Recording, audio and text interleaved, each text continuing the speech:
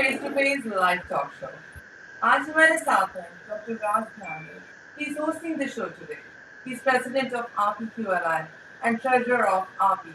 Also, he is founder of American for Hindu Super PAC. Welcome to the show, Dr. Raj. How are you? Thank you, Rashmi. This is going to be one of the best show we ever had on this TV channel. So before we start the program, as our Hindu and Indian tradition, we'll play a 1 minute prayer to just bring in the good vibes for everybody. Thank you. Hello, welcome to the show. Swami ji, namaste. कैसे हैं आप? Namaste, I'm fine, thank you. अच्छे हैं. Good morning. Good morning, everybody. It is my pleasure and honor to welcome Sri Subramanian Swamy ji from India, who is joining us from India today. Swamiji does not need any introduction, as the sun does not need any introduction. Swami is well known to all Indian community in India, in America. He is real statesman, he is an economist, he is a politician, he is a member of parliament currently at Rajya Sabha. But one of the most important introduction about him, he is the most well recognized and respected driving force about Hinduism. With that, let's all welcome Swamiji. Swamiji, please come, join us. Thank you. Thank you very much. I am very honored and pleased that all you very busy people have found time to hear me on this topic and have an exchange of opinions. Let me, with your permission, make a short introductory remark for the topic that you had sent me in advance, Rajivji, and I think that it covers a very wide spectrum, so let me narrow its scope in terms of presentation. The topic you gave is guiding Indian Americans to protect Hinduism in USA and then also to help India. Yes, there is a issue which has to be addressed. The children born to Hindus in America, of course it's applicable to other nationalities too, but we are now concerned with our problem. The children, they go through school and college in the United States. They get a very fine education. They come on top of the class and all that.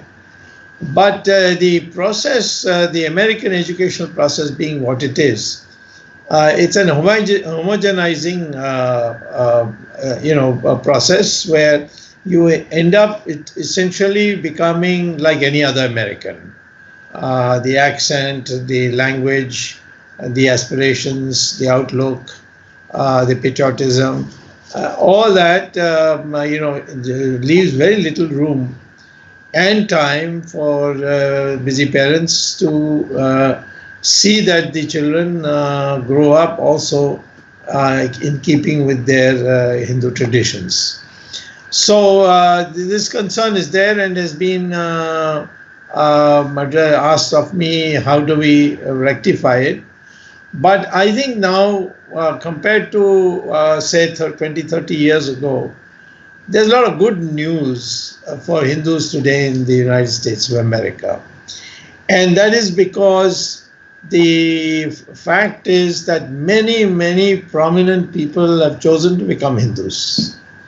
Some have written to say that we may not become Hindus, but Hindu ideas are more scientifically acceptable to us and rationally acceptable to us. In that, I would quote an article which appeared 11 years ago in Newsweek, written by the editor of Newsweek, called Lisa Miller.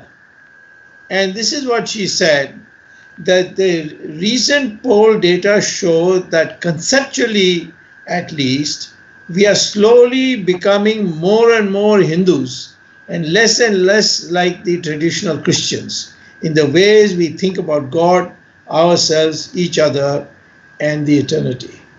I mean, it's an extraordinary statement coming in a magazine which is mainstream America, which is Newsweek, in 2019 August 25th, and it's available on the internet.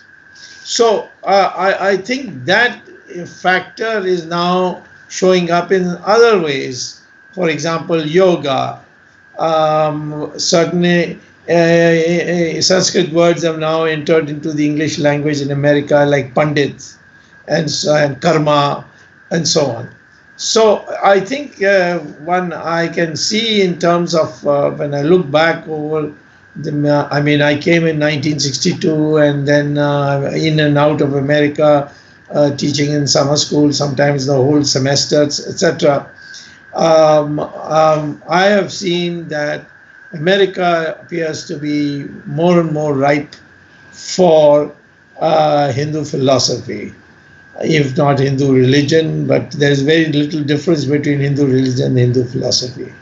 So I think for all of you who are listening, there may be kind of transitional issues, but I would say that Hinduism is safe in America, and you don't have to worry about its protection because it's so scientific that as people become more and more rational, the people will find it much easier to accept it. We have never said the earth is flat. We have always said from beginning the earth is round. We have we don't have a prophet who decides everything. We have multiple gods and multi-dimensional. And our religious scriptures are pure logic. If you see Ramayana and Mahabharata, there's so much argumentation that goes on, where you get to learn the morality and cultural, I think.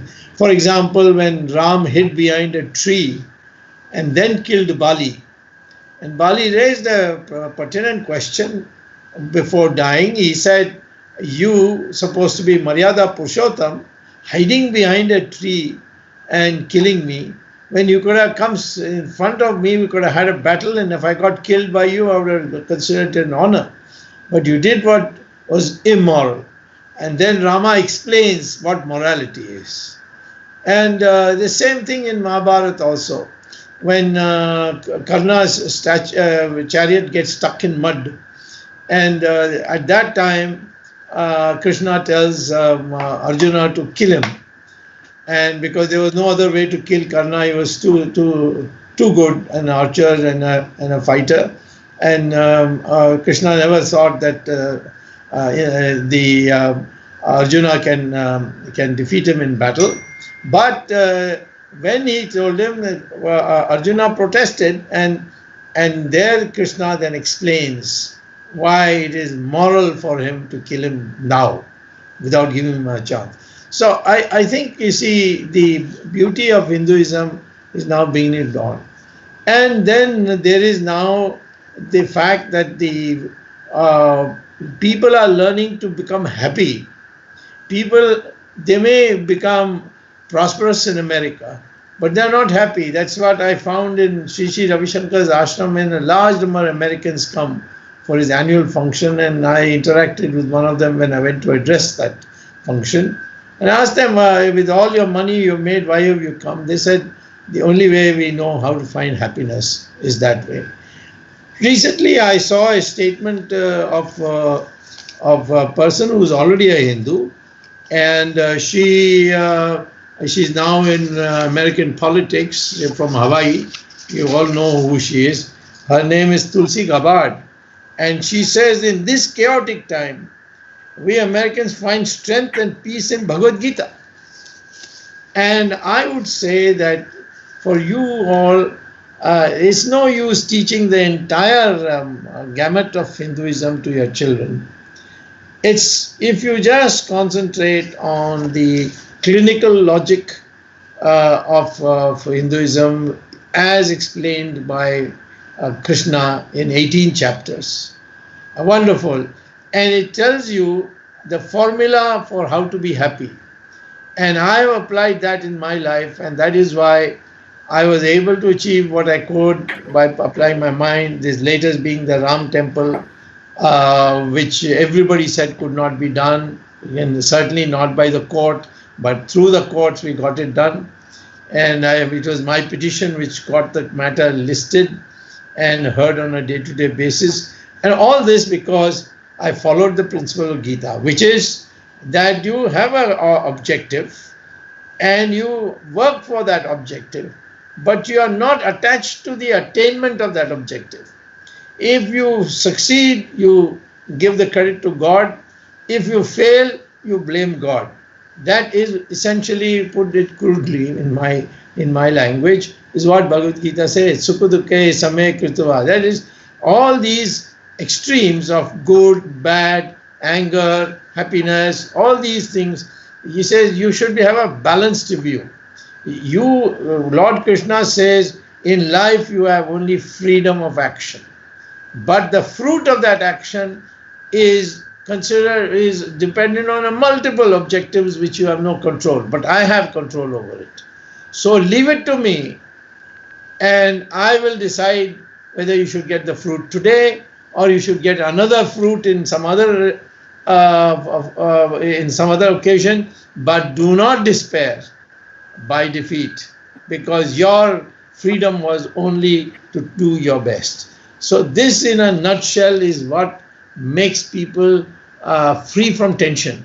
Tension comes when you say, am I going to succeed? Am I doing the right thing? Am I being double-crossed? All these worries you have. And if you follow the Gita, you can never have tension. And that's why Tulsi Gabbard is saying this, and I support it. So all of you have done very well. You're a model for all of us. Everybody, I know all the young people, when they see how well you have done, they think they also should go to America. But you should now start a new dimension to your life by being able to teach your children the principles of Hinduism, starting with the Bhagavad Gita as the foundation. And now, if you have any questions, I would be happy to answer it. I can tell you, Hinduism could not be defeated after 600 years of battling with Islam. In Persia, in 15 years, they won, the Islamic forces won Persia and converted everybody to 100% Hindu, into 100% Muslim. Same thing with Mesopotamia, Babylon, Egypt. Whereas in India, they could not convert many people. And even today, after everything, Hindus are 82%. So that viability and that stamina and that determination we have demonstrated in history. And now we have to overcome all the things, that baggage we have inherited, and become a modern Hindu who is not easily depressed, who doesn't have any emotional problem of winning or losing, but in the end, because of his determination and his karma, he ends up winning. This is the message I'd like to give. Now, any questions you have, I'd be happy to take. I have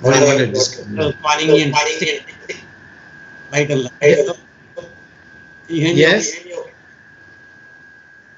Okay. Hello. This is a question from Dr. Minu Gupta from New York. She says, as you just mentioned, how do we Hindus in USA can continue our cultural heritage, our moral and ethical behavior as per Hinduism, at the same time do not look like it's an orthodoxical behavior? So how do we give a modern outlook to the Hinduism, essentially? That's the question she has. No, you don't have to be orthodox. You don't have to keep a chutia and, go bare-bodied and, have all that ashes on your forehead and all that. That is voluntary. That is not compulsory. We don't think that is infra-dig. We certainly don't want to do it. That's fine. Therefore, first principle is Hindu is a thought. Hindu is a ideology. Hindu is a philosophy. It's so many things rolled into one, but it is not an attribute in the sense you have to dress in a certain way, you have to have a beard, or you have to eat in a particular way, you have to be a vegetarian. None of these are, there's no compulsion. Even on vegetarian, non-vegetarian, it is only said if you want your mind to be stable, then meat destabilizes your mind. Destabilize means you don't become mad, but you get more raw emotions when you eat meat. That is precise what. But if you are not bothered about that, you are not interested in having a steady mind, then you can be a non-vegetarian. So there is the thing about is what you have to look at is the basic philosophy. That's why I say you start with Bhagavad Gita, and you need a teacher for it, because in the beginning you can't just go from page 1 to the first chapter to the 18th chapter. You have to be told this is a shloka in this chapter, and then you have to learn that and bring it. That will automatically do it. I would say that if you want your children to come in the Hindu way, if you want to just know one thing that you should do, I would say persuade your children to learn Sanskrit. And I tell you, that has a magic. And if you want to know this magic, please go to Google and type there St. James School, London. In St. James School, London, the principal requires all the students from the age of 6 to 11 in the morning to recite Sanskrit shlokas for half an hour. And this is an all-white school, an elite school, and the children are all British, of British origin, British citizenship, and of course Anglo-Saxon. And yet the principal says, I have found by my studies that if you recite these slokas between the age of 6 and 11, then you will have a superior intelligence. Intelligence will be developed much more, and that is why I am doing that. And it's going on every day. And now in Germany also they have taken to it. The Hindus teach you not one dimension of intelligence like the Americans. Americans teach you only what is called as cognitive intelligence. You can do physics, mathematics, and so on. But Hindus teach emotional intelligence, moral intelligence, spiritual intelligence. Spiritual intelligence means that we believe that all knowledge is in the cosmos, and if you get up at 4 a.m. and recite some mantras, your neural Wi-Fi, as it's called, connects with the cosmos, and it then downloads all the knowledge, and you will be a genius. So, I mean, these are things which are available to you in Hinduism, and you can dress in the Western way. You can have your other cultural habits of the local American situation, but these things plus the Bhagavad Gita on how to stabilize your mind, which, by the way, now according to Business World, which is an American business magazine, says they are teaching their corporates, executives between the ages of 35 to 55, because that's the age where they are finding a large number of heart attacks, that this philosophy that your freedom is only to act and your authority is only over your action, but the fruit of that, you can work for the fruit, but that fruit is mine, as Krishna says, that is God's, and if you get it, well, God feels that in these circumstances you should get it. Otherwise, you may get it somewhere else, somewhere in another effort. This kind of thing is what you need. Okay. There is a question from Mr. Samir Kulkarni from Washington, D.C. What he's asking is, see, we used to have a tremendous knowledge and all the university, Takshashila University and big institutions in the past. But in current modern India, we don't have those institutions which can lead the way. So Yeah. how do we bridge that gap? And now current literature, scientific research, everything is coming from West. So India has to now take a lead in that aspect. Well, I fully agree, but history is transition. It's not that today you decide, okay, and now all the past menu is no more acceptable. Now I got a new menu. You go ahead. Today, for example, in our government, we have been committed to the defalsification of our history, because most of our history is by the Britishers all bunkum. Aryan Dravidian theory is nonsense. There is no such thing as Aryans coming from Europe and the Dravidians being driven to the south. And they are, according to DNA studies, our DNA is the same, whether you are a North Indian Hindu or a South Indian Hindu, or whether you're a Muslim or a Christian, Buddhist, Jain, whatever, all have the same DNA. And this has come in the Journal of Genetics of the University of Cambridge, University of Houston, in Mysore University, and this DNA studies is even available to you on the Google. So we wanted to have, and then we wanted the history to reflect not Babur and then Humayun, then Akbar, etc., but we wanted to describe the battles that were fought. And when I go around the country, I find how people don't even know that in the end, the final battle that took place between Aurangzeb and the Marathas in 1795, and the Mughals, in between Aurangzeb died, between the Mughals and Bajirao II of the Peshwa were leading the Maratha army, we won that battle. But 20 years later, the British arrived, and we were a very tired people, and our weapon development had not taken place, and that advantage the British got, and we defeated them also. The first decolonization took place with India. All the others who got decolonized and became free from imperialism, they all did it after India showed the way. So these history we wanted to teach, but unfortunately, if I bring together 5 people and say, okay, you prepare a text for the schools and colleges, these 5 don't agree.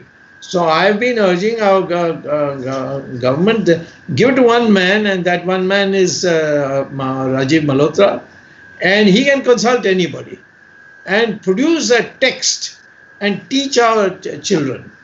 So I would say that we are in a transitional phase, and during these past 70 years, all kinds of ideologically warped people have been fitted in, and the net result is we don't have developed intellectuals who can meet them on the intellectual sophistication of our debate. And so in the end, what happens is that we are not ready yet for even preparing a textbook. So it will take time, but it's irreversible. India, today we may not be able to teach Sanskrit in India, but artificial intelligence now, according to research done by the NASA and many others, saying that, well, it is Sanskrit which ultimately will become the base for collection of knowledge in a computer. And so Sanskrit is the language of the future. It's no more an ancient language. It's a language of the future. And I think each of us can contribute by making our younger generation learn Sanskrit. And it's very easy to learn Sanskrit. In fact, the RSS has a body called a body especially for this, Sanskrit Bharati or something like that, which will make you start talking Sanskrit in 10 days. And there are villages in India where they speak only Sanskrit, which nobody knows about it. The best known is, of course, one in Karnataka. So I think don't despair because we haven't done it. It's coming, and it is unstoppable. It may take another 30, 40 years, but India will be liberated, and we will have a renaissance. Thank you. Thank you. So we have a very interesting question for you. You have done so much work in last almost 50 or more, even 60 years. And what is the single most project which you think that was the most dear to you and has the most impacted Indians? I know it's a little bit personal. We want to hear from you for your personal. I'll give 1, 2, 3. I'll give you 3. Okay, sir. Because they are different in different dimensions. The first and foremost project which I took, which everybody said you will never succeed, was to get the Chinese to agree to open Kailash Mansarovar. And that was, nobody encouraged me. They said they're wasting time. We may even end up spoiling our relations with China and all that. And I not only got them, but the Chinese insisted. That time Indira Gandhi had come to power back again. They insisted that I should be the first person to lead the delegation, and I did. And of course, I've been there afterwards also. So this I consider is a great personal achievement. Second thing is I fought the emergency. And when everybody sort of either had to go underground and wait for things to change. But I came to America, I escaped to America, and America I got tremendous support from you people. And I went campaigning in 23 states and converted the American mind that we are not a third world country, and that people are still fighting for restoration of democracy. And in the end, when I went back, of course, I also did some drama by walking into Parliament and making a speech and disappearing again. But India had elections and we defeated Mrs. Gandhi. She personally lost the election. And the people who voted the maximum for democracy were surprisingly the most illiterate part of India. All North Indian states voted for Janata Party. And all educated southern states, the 4 southern states, voted for Indira Gandhi. So people who say that, in India, people are not educated, how will they understand democracy? It is in our blood, and this westernization is the one that was responsible for people to say that India, is still a third world country, doesn't deserve democracy. Democracy came back because of the poor people of India, and that was. And the third thing is what Ashok Singhal tearfully told me, that he won't live to see Ram Mandir being made, and he's handing it over to me. As a total newcomer to the project, I entered in, I got my petition admitted for day-to-day hearing, and for the first time introduced that this is not my property or the Muslim property, but it is my fundamental right, where faith tells me where Ram was born. And the court accepted that proposition. And today, from yesterday, the Ram Mandir construction has started. And we hope Kashi Vishwanath and the Krishna Janmabhoomi mandirs will also be liberated, and mandirs will be built once again in those places too. These are 3 things I think very highly of. I, of course, also played a major role in bringing economic reforms in 1990, when the Soviet model was thrown away. And we brought it in, and it was Chandrasekhar's government and later on Narasimha Rao's government, where I held minister's rank position in both. And I played a major role in articulating a market economy, and now that has become part of India's thing. So these are some of the achievements. They are in different dimensions, so I wouldn't say one is more dear to me than the other. Those are all 3 are amazing achievements, and it has impacted, I guess, every Indian on the globe, because this is very dear to every one of us. Thank you for that. So now, as we discuss about helping Hinduism in America, yes, Dr. Rudra Dubey from New Jersey has a question. Yes. As we watch from here, certain states, there is a lot of concern going on, like West Bengal and Kerala. So how do we protect the Hinduism there, and what are the issues going on, and what are the remedies, and what can we do there? Well, you see, the major revolution of 2014. I don't think the coming to power of Vajpayee's government was a revolution, because it was a coalition government. But the BJP got an absolute majority. Was for the first time there was a vote of the Hindu rising above his region, language, caste, all these differences, not 100%, but 40%. And that 40% gave us a majority. And again in 2019, the same factor, but a new factor came in also. Because we gave triple talaq abolition, we brought in triple talaq's abolition, Muslim women broke ranks and voted for us in a big way. And that's why our numbers also increased. We got 303 seats. And of course, plus our allies together, we were, I think, 330. And that's a huge number in a house of 540. So what I would say is that the consolidation of Hindus rising above all these divisions as the primary identity of his mind, that process must now be continued. Then I think we will become one. There is no difference in DNA between a scheduled caste and a Brahmin.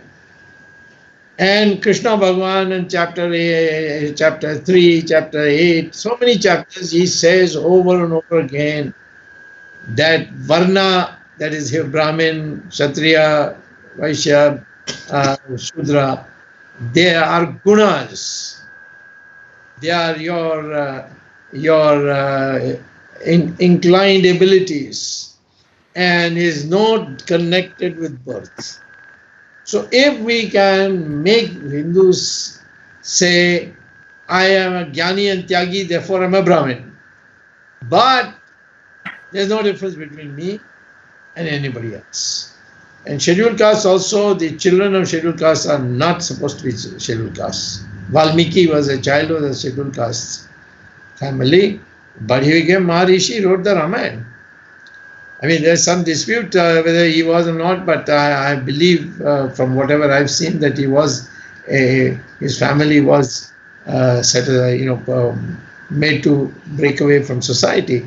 And he also started, in fact, as a dacoit. And then by reciting Ram's name, he became a Maharishi. So if every Hindu begins not to speak about his caste, and also in marriage terms, doesn't make that a factor, and says, I am Hindu, full stop. Brahmin, yes, I am a professor, so I am a Brahmin. I am a military man, so I am a Kshatriya. I am running a business, so I am Vaishya. I am doing agriculture, so I am a Sudra. This thing. If we can unite as Hindus, that be the greatest contribution, and that's what has brought BJP to power in 2019. It will bring BJP again to power in 2024. I'm telling you, at least till 2029, I cannot see BJP being defeated, even if we don't perform on the economy and we don't perform on so many other things, unless some leader of ours is caught for corruption or betraying the country or something. That might shock the people. But non-performance on the economic front, it would not be a factor it will be swept over by the Hindu consolidation that is taking place, and it is taking place in a very dramatic way. about the West Bengal and Kerala? What See, I think you see, in India, this is the beauty of all this quacking, screaming, shouting, noise. These are all part of our democratic setup. Nobody is going to secede. Only thing that I feel that we have to be very careful, and that more Kerala than Bengal. Bengal, this lady is a Pakka Hindu, devout Hindu. She has a small temple in her house, which is for Durga, and but she's doing this drama because she thinks that the Muslims, if they desert her, they will only go to one place, that is CPM, and CPM will come. The difference between her and CPM has been. Now, of course, fortunately, the BJP is growing in a big way, and if the BJP grows a little more, then she will cease to be this kind of extremists in furthering Muslims. But I can tell you one thing. One day I went and told her that she has allotted the Hooghly area to a minister as the father minister or whatever, the minister in charge. She had given each district to one minister. And I said, there the most ancient temple, Shiva temple, is there. And you can't have the minister that you're given in charge because he's a Muslim. So therefore, you please, remove him and put somebody else. So she had called a meeting, and I asked her for a meeting on this. She called a meeting, and then all the officers, everything. So she said to me, don't say Muslim minister. So I said, what shall I say? She said, say minister.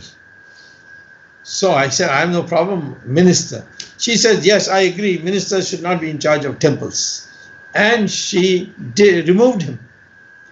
Now, I feel that she's not such a big threat as Kerala. Kerala is communist, and communists have gone out everywhere except there. And they are pandering to all these extremist Islamic forces and so on. But in the end, I remember when I was minister, this LTT was a menace, and we dismissed the DMK government and finished off the LTT.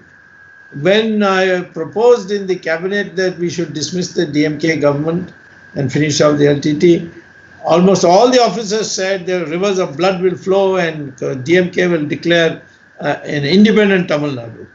Nothing of the kind happened. And then we held elections, and out of 234 assembly seats, DMK got only 2. They got wiped out. So I think our cohesion is very strong, and BJP is gradually gaining strength in Bengal. We are still not being able to get traction in Tamil Nadu and Kerala. But otherwise, all over the country, we are there, and I don't think you have to worry about any state being able to topple India from its path of democratic progress. So one of the major concern, this one comes from Rakesh Thaplo, who is a Kashmiri Pandit who is living in the US. So about the US, the Western media, especially the New York Times, Washington Post, and also in the universities, yes, there is a lot of bias kind of against India and Hinduism both. So do you suggest we need to create some strategy and what it should be and how it can be implemented? See, I've connected with Harvard for 50 years. One day, every year, they used to ask me to come and teach 2 courses. And the only time I could come was summer, because nobody was campaigning and nobody could do any political work in India in hot summer. And so I said I can come in the summer.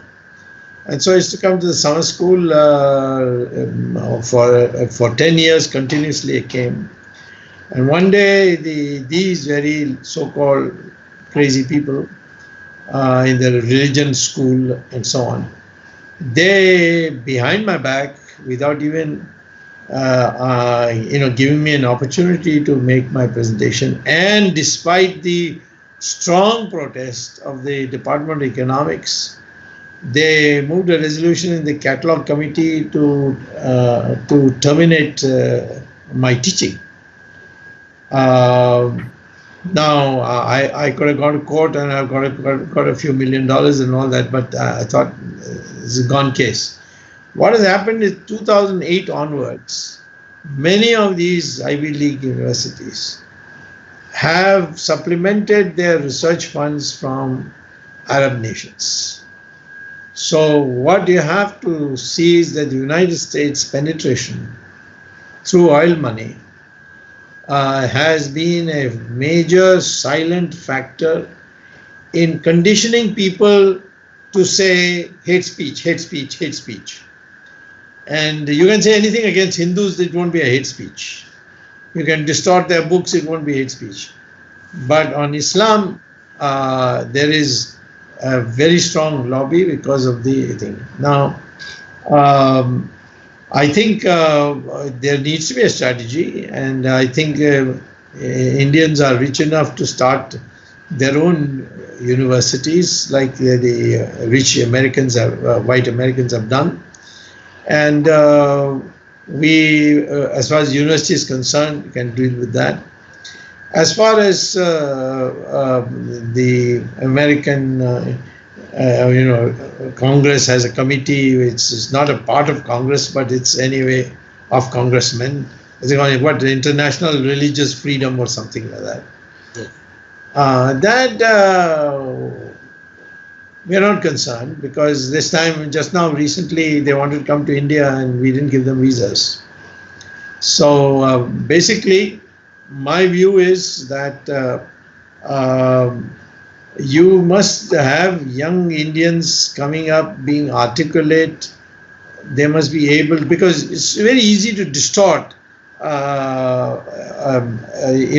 Indian, the Hindu mythology, or what they call as mythology, but the Hindu cultural milieu, and the presentation of many of the things that we hold sacred. And we need to be able to articulate debates. You can't just dismiss them, you should take them on. Nobody wants me to come and argue, because I've been trained in America, so I can argue them out. So nobody wants to debate with me here. Or they'll have mobs come and disrupt the thing. But I think we need to develop people, our young people. But for that, you have to have some way of teaching them what their criticism is. The textbook people have done very good job. But again, they have to fight every day, because if they take one day rest, then there's a reverse. So America, there are people who feel threatened by the increasing acceptance of Hinduism of the world, and there are forces which are spending money to see that we are targeted and cornered. I think Indian government probably can work with the local Indian people. Yes, Indian government can, sir. I agree with you. But Indian government is still not mature enough to know this problem. We have just come to power after almost 60, 70 years of Congress. Yes. So give us a little more time to mature. People don't, they don't understand the importance of this. And that's why I admire Rajiv Malhotra. I think somewhere you should bring him. He maybe he's not an easy person, because he can't stand. He may have very strict standards, but the fact is that he understands the Western mind completely, and he knows exactly how to argue. And that's why they are all targeting him all the time, seeing that he doesn't come to address universities and so on. So people like that, and then make them, nurture people. I have done that in India in the Virat Hindustan Sangam. Now nobody can debate with us, and we are going on all issues. Our people are there. They know how to use the computer. They know how to get the data assimilated and argue. Nobody wants to fight with us on ideological issues anymore.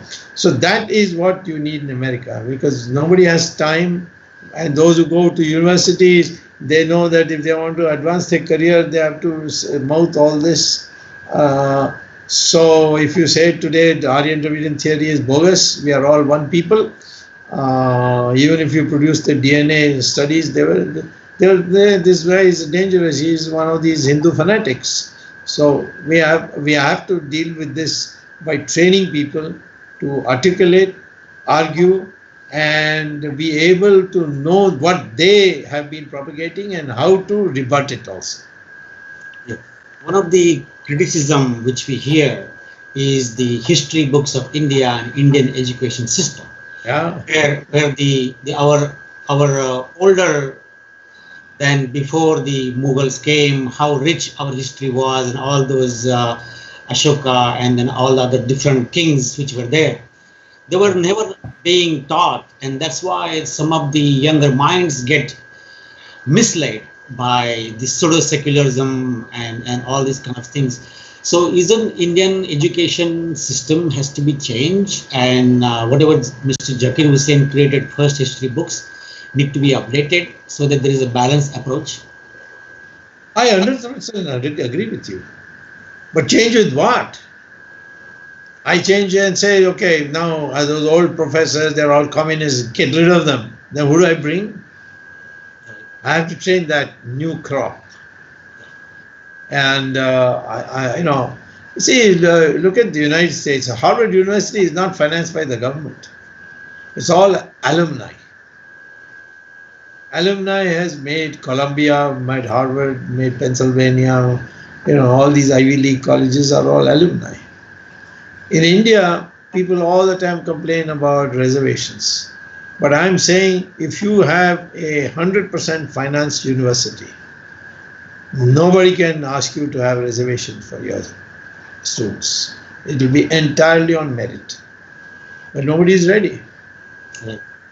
So that consciousness, if we say, well, the government should do what the government doesn't know who to put in its place. The moment we bring Rajiv Gandhi, and 4 secretaries will say, sir, he is not the person who can adjust with anybody. He thinks only my way or the highway, that sort of thing. They're prejudiced. And the minister doesn't know.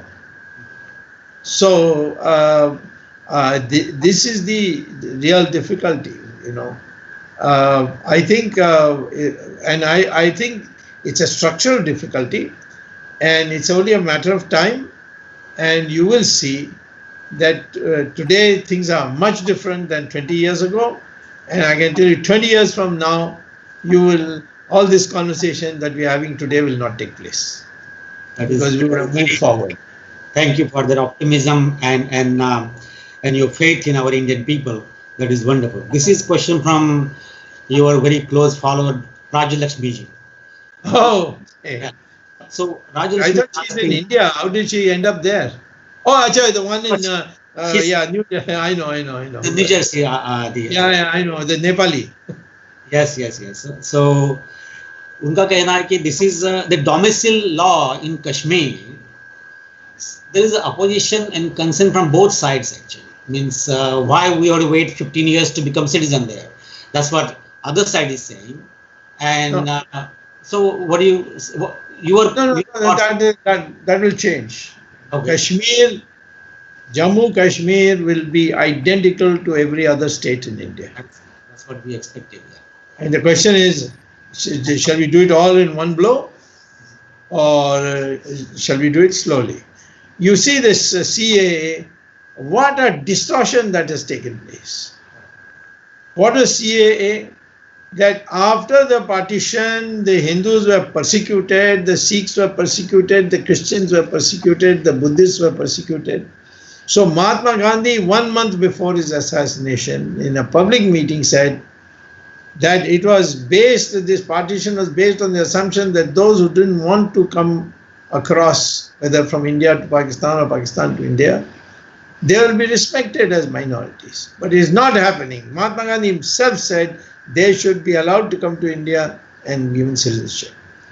But he passed away after 1 month. He was assassinated. Now, over the years, Congress government kept keeping registers of all these people, putting them in camps, those who came because they came because of religious persecution, and didn't make them citizens. And since they didn't make them citizens, they had to live in tents because nobody gave them a job. There's no Aadhaar card. Then they won't open a bank account. So we took a decision that whoever is on the register, we'll give them citizenship. There is a way to get citizenship under Section 6 of the Citizenship Act, but there's a procedure which takes quite some number of years. We wanted that these people have waited enough, and everybody has been going on giving platitudes that these should be given, and so it did it. There was not one Muslim name in that list, because no Muslim is going to come from Afghanistan, Pakistan and Bangladesh for religious persecution, because it is their own religion which is ruling there. Only Hindus, Christians, Buddhists, Jains, Sikhs, Parsis, only they can come on religious persecution. They were all there in the list. And so we gave them. What a big hangama was created. Oh, Muslims have been kept out. Right.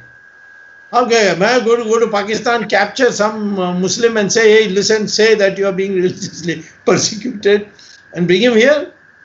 If no Muslim wants to come on, if he comes on other reasons, we are ready to give. We wanted to give to Tariq Fateh, but he said, I'll go to Canada. Then we wanted to give it to Taslima, and she said, no, I'll go to Sweden. But that Adnan Sami wanted citizenship. He said, I don't want to go to Pakistan. I want to live in here. I will not get freedom to speak there. And so we gave him citizenship. Nobody talks about that. So this looks like targeted. Same thing. The Pakistani TV in the name in camouflage come and take interviews of mine, and then they distort what I say. For example, they said to me, there's equality of right for those who got citizenship, whether they're Hindu or Muslim.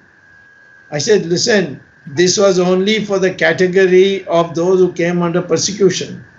I can't bring somebody else who wanted a better job, so he wanted to come to India on the same category.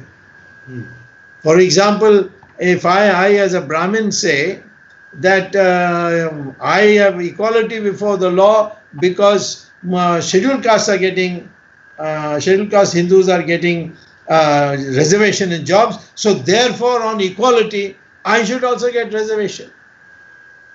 Nobody says that. Supreme Court has said a number of times equality before the law under Article 14 Constitution is only for equal categories. And they have made such a big hangama all over the world. Imran Khan attacking me for saying that Hindus and Muslims are not equal, says Swamy. One Under Secretary General of the UN, I am now suing him. I'm going to take him to court. And one Pakistani writing in Indian Express and the BBC, they're all doing propaganda that Swamy says that Hindus and Muslims are not equal. Yes, they are not equal as far as coming from Pakistan is concerned, because the Hindus who come from Pakistan come due to persecution. These people come because they want a better job. They cannot be compared. But that twisting is going on, and so you have to be very careful. Ji. So few minutes left. Any words of guidance or wisdom for Indian Americans who are listening to you, sir? My view is that the Indian Americans should do three things explicitly. One is, if you want to remain and be known as Indian, then make a resolution. This is my opinion. You didn't have to agree. You may even think poorly of me for saying this, but anyway, I'm going to say it. Every Sunday when you are at home, don't wear Western clothes. Wear kurta pajama or sari or salwar kameez. Okay? Only on Sunday. This, in my opinion, has a has an osmosis effect. I have, from 1966, I have not worn Western clothes anywhere. At Harvard teaching also. No, I'm not making compulsory. I am giving you a suggestion. There is no such thing as compulsion. And certainly at the places of work in the United States, it will be cruel to ask you to go in Indian clothes because you're living in America. He's not living in India. But I'm saying in terms of keeping your identity going. Number two, please, what I said earlier, persuade your children to learn Sanskrit because it's going to be the language of the future, and Sanskrit unites India. Every language in India has Sanskrit words. Tamil has 40%, Kannada has 60%, Malayalam has 80%, Bengali has 85%, Hindi is gradually becoming Sanskritized. Now Shuddh Hindi has almost 90%. So this unites the people, and it will become easy for you to learn other languages. So these three things, I would say, do it. Your identity will get established, and then of course, whatever you give in philanthropy, please see if you can create scholarships for the study of the true history of India. You can do it, send it to India, or you can do it in America. There are people, lots of very bright people who can do it. And maybe you can have select people in America who settle down, who are of the same thinking as we are, and promote them to be able to do research and hire people and help young people to graduate. For instance, I'm not a lawyer, but I have 20 lawyers who have studied under me. Who have come. I've learned law, so I can argue myself. I've never lost a case. So I take these young people, and they're all famous cases. I'm sending Sonia Gandhi to jail or something like that. So they have become famous case, temples, so Ram Mandir. So all these youngsters then become well known, and then they were able to stand on their own feet. So that same way, you get 5 or 6 people in summer. You can have a camp, and this way they will also develop an identity. Developing an identity is an extremely important thing because the second generation is very cruel on them to demand that they have Indian identity, because they are brought up from school to destroy that identity and have an American identity. You can have a dual identity, and the America is one of the places where they would tolerate that also. So therefore, Indian identity should be developed, and we are not afraid that we are the longest serving culture, and that's a Hindu culture. And in fact, Muslims you can practice Islam, but your cultural habits should be the Hindustani cultural habits. And the Parsis, for example, you can't distinguish them in terms of cultural, in their clothing and in the way they interact with the rest of India. Same thing with the Jains, Buddhists, Sikhs. We have no problem. So it's only these proselytizing religions which we have problem with, and there we will now have a problem if they recognize what is true, because according to DNA studies, all our DNA is the same, whether you're Muslim, Christian, Hindu. So we are one people. We have descended from one people. This kind of propagation requires a new force, which will go campaigning, addressing meetings, and so on, and that you can promote. Thank you, Swamiji. But we heard a lot of questions on COVID-19. People want to know what is the situation there as we Okay. Let's have more questions. Well, first I would like to say about what is called this coronavirus, a new virus, which they call as COVID-19. Maybe it'll be a COVID 20 also. But the fact is that although in the United States you have a very high rate of mortality compared to India, in India we have a very low rate of mortality, although the number of cases is galloping, but our mortality rate, we have, I think, 51 or 52% of people who are detected as positive, they end up recovering. And the death rate is 2%, 3.5% or something like that. So I think if one adheres to the discipline that is properly propagated, you will not lose your life. And in this virus, the only thing is it's not like paralysis or smallpox or something like that.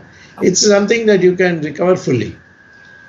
And therefore, the whole thinking should be, what discipline should I follow by which my chances of getting it is minimal. And of course, if it does get minimal, don't be paranoid, don't be hysterical. You have a very high chance of recovering after 15-20 days. And Thank yeah, you. I should say, Dr. Swamy, it was very informative session what you have talked today, like about language. Sanskrit was very nice, and of course that we should believe in our karma. That is really very nice, and it's very educative session too, I'll say, and very informative. Very nice it was. Yes, definitely. As we all know, Dr. Subramanian Swamy is a legend and one of the most brilliant and intellectual source from India on Hinduism, on legal matters, on politics, on economics. And we are very honored that you gave us some time to be here today. There are so many questions still pending. We hope you give us some other time, another hour in future. Yeah. Because Anytime. as you know, people in America, they love you. You and Modi Sahab, our Prime Minister, both of you are people follow with every word and sentence and suggestions you give. Yes. So with that, thank you so much, Swamiji, for coming in on our show and giving this Jnana Ganga.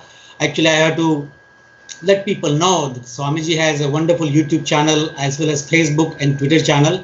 It's called Jnana Ganga.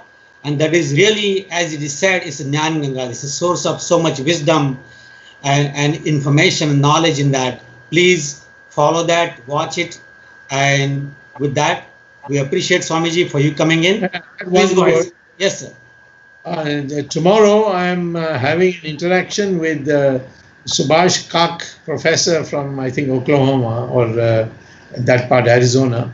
Yeah. He is a tremendous scholar on how Vedas actually generated science and all the things that it's very interesting that we are the only country which has never said the earth is flat. We are the only country which talked about the aeroplane being able to fly because of the way that you generate the wind movements. So I think a person's like that. You see, I mentioned Rajiv Malhotra, but I would like to mention Subhash Kak also. And please get him to come and sometimes address and tell your youngsters how in Vedas we had already come very far, but for the invasion would have been all the time through, even today as number one. And I would like to thank Dr. Raj also for being great host today on behalf of MyDream TV USA. And thank you, Dr. Swamy, again. It was an honor for us to have you on MyDream TV platform. Thank you so much. My pleasure. Look forward to seeing you in America. Sure. Please do visit us. We are waiting eagerly to meet you personally. Thank you so much. Thank you. Bye.